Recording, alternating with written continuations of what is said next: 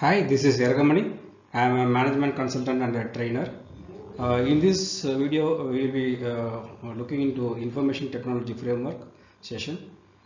Basically, this information technology framework it be in line with the supply chain management and logistics because today the supply chain management has grown very drastically and the requirement is very tremendous. So let us get into that and see what are the things into that. So role of IT into SC, whatever we refer here is supply chain management. It consists of tools used for the purpose of gathering the information, then analyzing the information, then execute upon the information to increase the performance of the supply chain. So here the thing is the role of IT thing is basically to gather the information, that is the data, and once the data is being done and it has to be analyzed.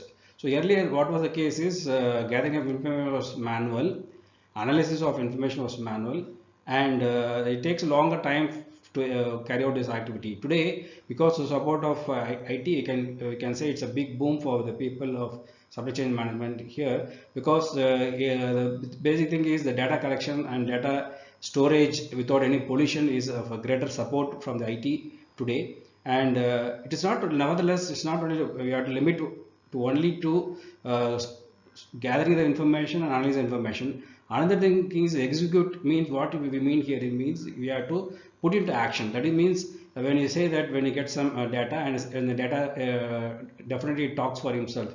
So then based on that thing we have to take upon the initiatives in completing that information and other requirements.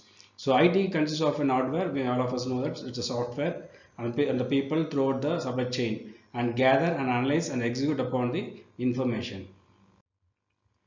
Characteristics of information, that is basically what is required. It must be accurate. Next, it should be accessible in a timely manner. That means, so when I want one thing is accurate, yes, it is acceptable.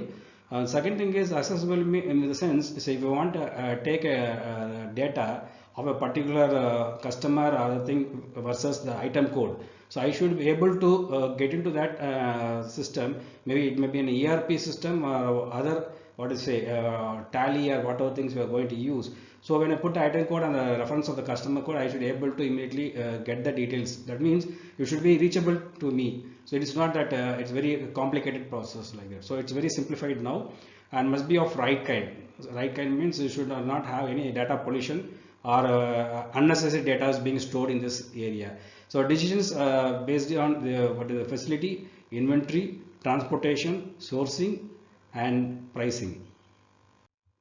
So macro process of supply chain is first thing is SRM, that is supply relationship management, where we identify the suppliers and what do you say, we put them into the approved list.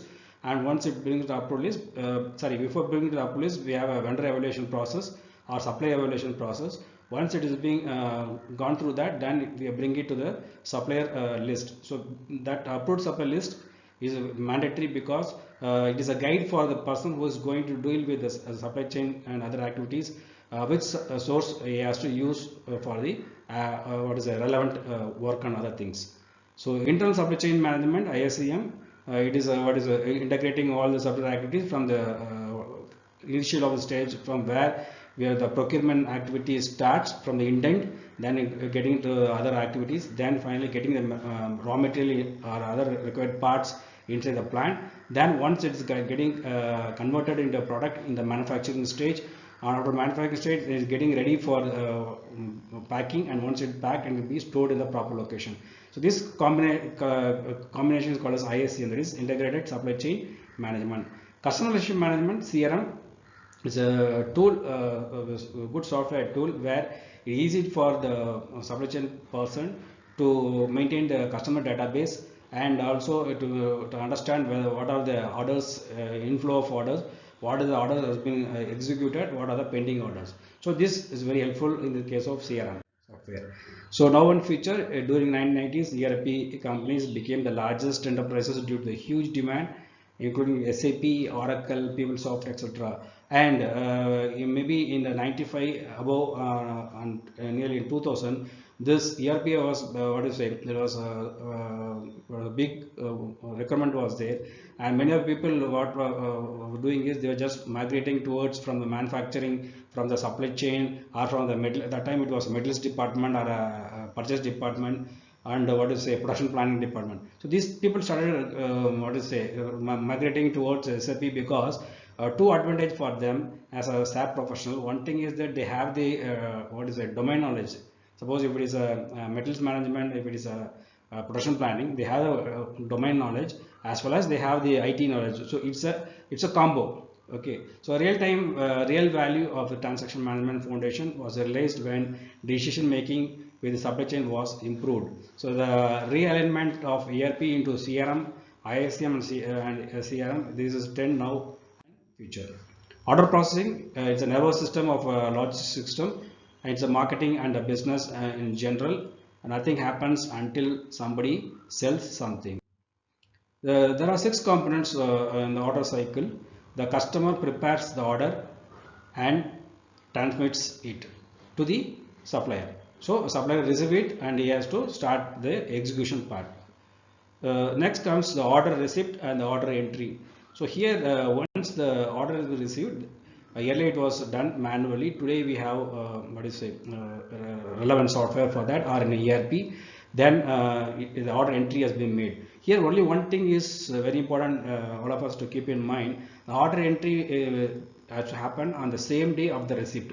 So if we started carry forwarding to the next day, there could be a lot of order mismatches, or there could be misouts could be there. Very importantly, order processing, warehouse picking and packing. Here what happens, the warehouse picking is one of the area where the list is required. So it is based on the order and receipt stages and what are the material has to be sent for the day. So there will be a separate list, packing list. It will be generated by the concerned software against that particular product and the order reference, and this list is being taken to for the picking person. So if you take in warehouse, there will be a separate team for picking and separate person for packing and separate person for loading. So each team will be separate because to have better clarity on the work.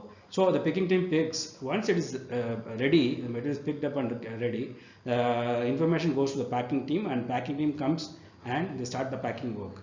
So order transportation, that is the identify the right carrier and shift it to that with the due packaging, and customer delivery and unloading. So information flow, it happens by timely and accurate information flow is there. It starts from the supplier and to the manufacturer, from manufacturer to the distributor to the retailer. So distributor, retailer, the thing we have called as intermediaries or the channel partners. So the strategic framework, basically it's a coverage and domain structure, and in case is benefit and outcome, that is the assessment execution side. So characteristics of a good information is basically it is what is say start from information, global scope, then analytical methods and supply chain success. And here when you talk about particularly about information, the first requirement is the information should be accurate. That means the data should be relevant and should be not of any unwanted data, and very importantly it should not be unrealistic. Very importantly, accessible, that is should be what is say whenever the person wants the data should be readily accessible, and there should not be the case that it not be what to say it has to dig it out like that. So up to date, that is up to date, that this thing told that what are the entry has to be done by the order received or the dispatches. The entry has to be made on the day, in the same day. What to say, it should not be carried forward at any cost to the subsequent day. So it should be in the correct form. So quality of information is information drives the decision, because all the important decisions are taken based on the data. So management decision is called as, or otherwise called as factual based decision. So the information is a very important key in making the decisions. So it helps in MRP, ERP, SAP, SAP and EDI. The relevant information means here to the particular order and particular customer, what are the things like for example, if you take what is to the price of the thing, and what is a delivery location, and whether what is the justification of the thing, if any case of dispute, anything is there. So this information and all should be there in the thing. So how to use this information? That based on the study we have to do that activity. So ERP system, it's a wider focus, and here we have for MRP we have the push system, and for the demand information it is a pull system. Demand information here, what it we mean here is what is a customer demand one side, or if it is a market demand, B2B or B2C, accordingly it is there, and quickly through the supply chain. It's a real-time information, it should be there. Coordination and information sharing is must.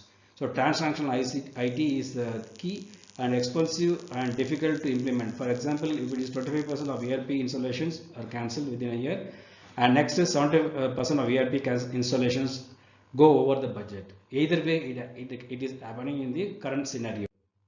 Thank you very much for patient listening. We will see another topic, suitable topic. By then, thank you very much. Bye.